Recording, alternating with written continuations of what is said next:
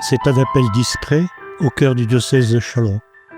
Une voix s'élève pour rappeler le soutien de l'Église.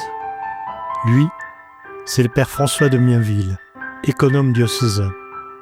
Un homme de foi et de chiffres, porteur d'une responsabilité singulière, celle de veiller aux ressources qui permettent à l'Église de vivre et de servir. Il s'adresse à vous avec un message d'espérance. Je reviens vers vous en cette fin d'année qui marque pour les uns et les autres le souci des cadeaux, le souci des fêtes qui vont arriver, les budgets aussi qu'on établit pour ces fêtes et ces cadeaux. Et il y a aussi un budget qui est celui du diocèse. Nous avons pris un grand retard pendant tout le mois de novembre. Alors, quelle est l'explication de ce retard du mois de novembre? Peut-être que les événements nationaux, internationaux, d'instabilité politique, fiscale, au niveau de la paix, au niveau international, il y a des inquiétudes, de la violence. Et donc, je pense que nous pensons à plusieurs qu'il y a peut-être en ce moment une frilosité, un manque d'espérance.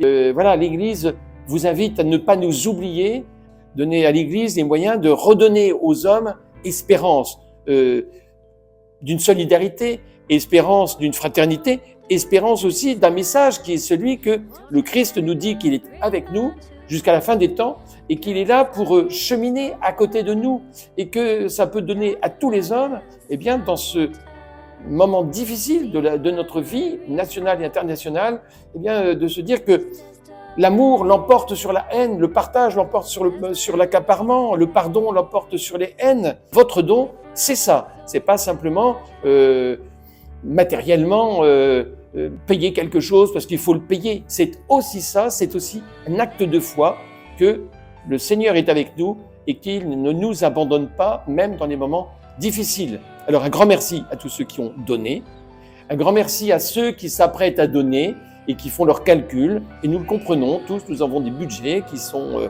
parfois serrés. Donner aujourd'hui, c'est dire à toutes les peurs, dire à toutes les divisions, dire à toutes les polémiques, dire à tous les cris de guerre qu'ils ne l'emporteront pas sur nous, mais que nous sommes porteurs d'un message d'espérance, celui de « aimez-vous les uns les autres comme je vous ai aimé ».